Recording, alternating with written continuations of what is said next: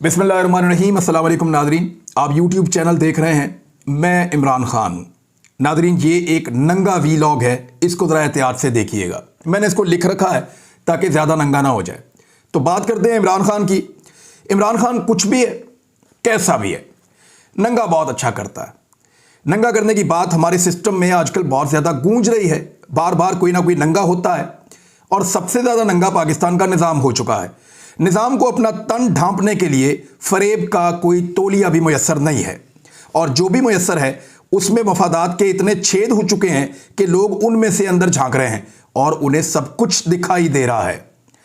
आज आपको बताते हैं कि इस निज़ाम में इमरान खान के हाथों कौन कौन नंगा हुआ और ख़ुद अपने हाथों कौन कौन नंगा हुआ। सबसे पहले बात कर लेते हैं पाकिस्तान के मीडिया की। मीडिया के जिस्म पर लिपटा हुआ अखबारी कागज़ फट चुका है, और ख़ास तौर पे उन जगहों से फट चुका है जहां जहां पे इश्तिहारात लगे हुए थे। यानी जहां जहां इश्तिहार छपा हुआ था वहां से अखबार फट गया, और अब मीडिया का नंगा जिस्म जो उसके जिस्म पे लिपटा हुआ अखबार था वो फटने की वजह से दिखाई दे रहा है। सेठों के मफादात की भेंट चढ़ता मीडिया तकरीबन नंगा खड़ा है, और सोशल मीडिया पर पाकिस्तान की आवाम इस नंगे जिस्म के ठट्ठे उड़ा रही है। एस्टेब्लिशमेंट के इशारों और व्हाट्सएप मैसेजेस पर चलने वाला मीडिया अब इतना लागर हो चुका है कि अपनी गिरी हुई पतलून को उठाकर वापस ऊपर नहीं कर पा रहा। कल तक सबको नंगा करने वाला मीडिया सिर्फ एक शख्स की मुखालफत में आज इतना गिर चुका है कि उसके लिए दोबारा उठना मुहाल है। अब आ जाएं अफसरशाही यानी ब्यूरोक्रेट्स। वैसे तो शुरू से ही लोग इनसे बहुत ज़्यादा खुश नहीं थे, मगर इमरान खान की नफरत में इस तबके ने जो नकाब उतारा है ऐसा शायद पहले कभी नहीं हुआ। दो नंबरियां तो ये लोग शुरू से आपको पता है करते रहे हैं, मगर लोगों ने टाई कोट के नीचे छुपा हुआ इन बाबुओं का भद्दा जिस्म पहली बार देखा है। ये ब्यूरोक्रेट निज़ाम का कारामत पुर्जा है, और वो पुर्जा है जो कभी निज़ाम को बदलने नहीं देते। बस उसके लिए उन्हें एस्टेब्लिशमेंट को, सियासतदानों को और कुछ ताकतवर लोगों को खुश रखना होता है। आजकल भी अपने बड़े बड़े सरकारी महल्लात में और अपने दफातर में अय्याशी की ज़िंदगी गुजार रहे हैं, लेकिन इन बड़ी बड़ी फसीलों के पीछे पाकिस्तान के लोग इन्हें नंगा फिरता देख रहे हैं। इनमें से कुछ लोग हैं जो अब भी अपना तन ढांपना चाहते हैं, अपनी इज्जत बचाना चाहते हैं, मगर मजबूर हैं कि ऊपर से ऑर्डर आ जाते हैं। ये जो ऊपर से ऑर्डर्स आते हैं ना, ये इतना ऊपर से आते हैं कि मुल्क का वज़ीर आज़म कोई और है और अहकामात किसी और के चलते हैं। सियासतदान, इन्हें नंगा करने के लिए इमरान खान को ज़्यादा मेहनत नहीं करना पड़ी, क्योंकि बहुत सारे पहले ही नंगे थे, और जो नंगे थे वो दूसरों के कपड़े उतारने में लगे हुए थे। कोई पैसों के लिए, कोई कमीशन के लिए, कोई ताकत के लिए, कोई ओहदे के लिए, और कोई अय्याशी के लिए नंगा हो रहा था। यहाँ हर नंगे की अपनी अपनी अलग कहानी है, और अगर कोई नंगा भी हो और साथ में लोटा भी हो तो फिर उसके क्या ही कहने। सियासत के ये नंगे कई दहाइयों तक एक दूसरे के लंगोट में हाथ डालकर नूरा कुश्ती भी करते रहे हैं, और लोग इनकी कुश्ती की दाद देते हुए इन्हें वोट भी डालते रहे हैं। ये दावा करते रहे हैं कि वो ज्यादा नंगा है और मैं कम नंगा हूं। मगर इमरान खान की नफरत में मजबूर होकर जब ये सारे इकट्ठे हुए तो पता चला कि इन सारे नंगों का ताल्लुक एक ही हमाम से है, और वो है एस्टेब्लिशमेंट का गर्म हमाम, जहां नहाने वालों की वीडियो भी बन जाती है, और कभी कभी वो वीडियो लीक भी हो जाती है, खासतौर पर तब जब कोई नंगा आपे से बाहर हो जाए। आजकल ये सारे नंगे एक मुंशी के पीछे पीछे भाग रहे हैं। वैसे तो मुंशी अपना बंदा है और वो खुद भी अच्छा खासा नंगा है, मगर मुसीबत यह है कि मुंशी किसी इम्तिहान में ही ना डाल दे। अब बगैर कपड़ों के इम्तिहान में बैठना अच्छा तो नहीं लगता। वैसे अगर कपड़े ज़्यादा कीमत पर बिक जाएं तो उनका आटा भी आ सकता है, और फ्राइंग पैन के साथ इस्त्री किए हुए कपड़ों की तो क्या ही बात है, कमाल कपड़े हैं। अब बात करते हैं एस्टेब्लिशमेंट क्लॉथ हाउस। ये बड़े शानदार लोग हैं।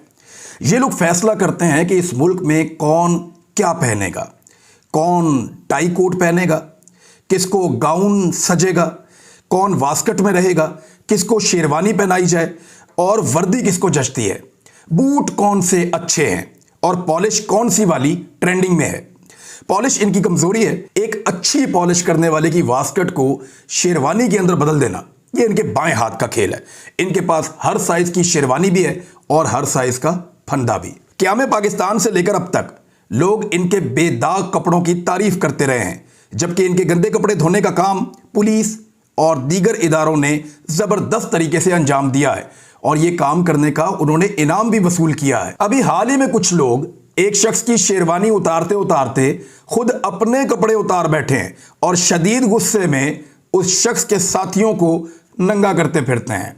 बहरहाल इस सारे नंगपुने का एक पहलू यह भी है कि इस मुल्क में अब नंगा फिरना एक ट्रेंड बनता जा रहा है। सारे नंगे एक जानिब खड़े हो गए हैं और दूसरी जानिब उनके कपड़ों के ढेर पर वही शख्स अवाम के सहारे जख्मी खड़ा है और भोली भाली अवाम चिल्ला रही है कि देखो वो भी नंगा है, ये भी नंगा है, अरे उसके पास कपड़े नहीं हैं, अरे उसके पास भी कपड़े नहीं हैं, देखो उसके नंगे जिस्म से ताफुन उठ रहा है और बदबू फैल रही है, वो देखो सबसे बड़ा नंगा, ओए उसके पास तो कैमरा भी है। लोग हैरान हैं कि कल तक शरीफ दिखने वाले ये माफियाज किस हद तक नंगे हैं और यही हमारा आज का नंगा सच है।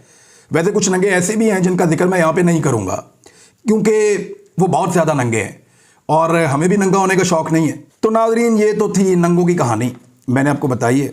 इमरान खान ने कुछ और किया या नहीं किया, ये काम तो बहुत अच्छे तरीके से किया है और पाकिस्तानियों ने हर शख्स को पहचान लिया है कि उसके बेहतरीन कपड़ों के नीचे उसका नंगा जिस्म कैसा दिखता है और अंदर से वो क्या है।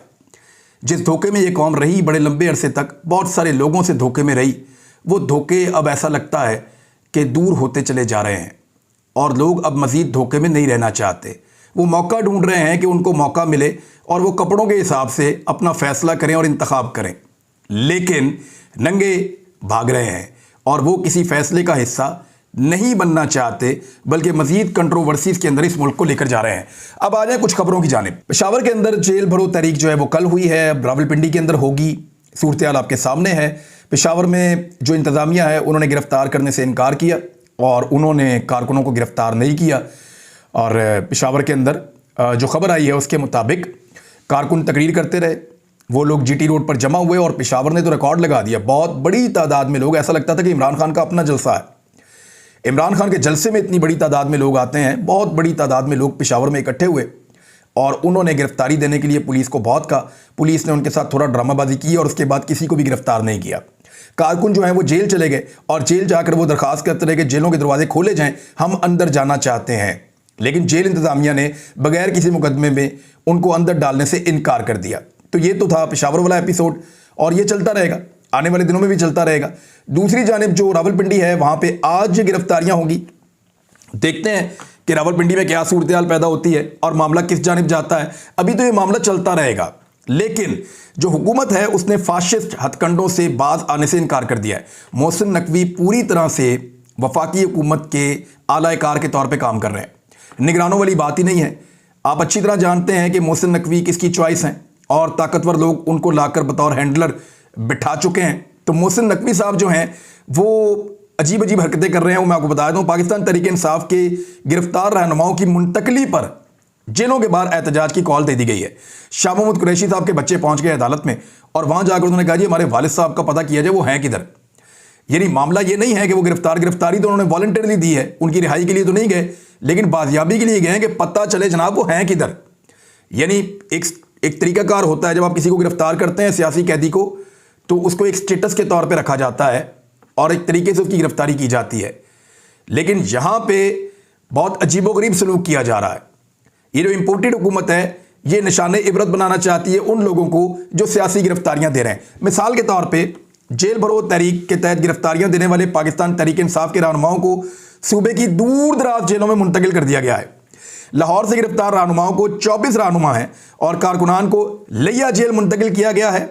24 को भक्कर, 25 को राजनपुर और PTI के वाइस चेयरमैन शाह महमूद कुरैशी को अटक जेल में और आदम सवाती को रहीम यार खान में, मुराद रास को DG खान में, वलीद इकबाल को लिया में, उमर सरफराज चीमा को भक्कर में, असद उमर को राजनपुर सेंट्रल जेल में मुंतकिल कर दिया गया है।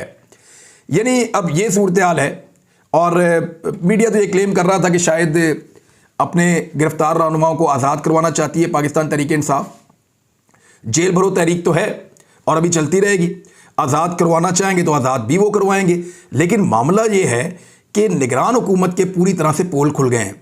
जिस तरीके से उन्होंने पाकिस्तान तहरीक इंसाफ के लोगों को रवाना किया ना डिफरेंट अजला में, वो ये बताता है कि ये लोग हिम्मत हार चुके हैं और अब हर वो हथकंडा इस्तेमाल कर रहे हैं जो फाशिस्ट है, जो गैर कानूनी है, जो गलत है और जो इखलाकी नुक्ता नज़र से भी कोई ठीक नहीं है।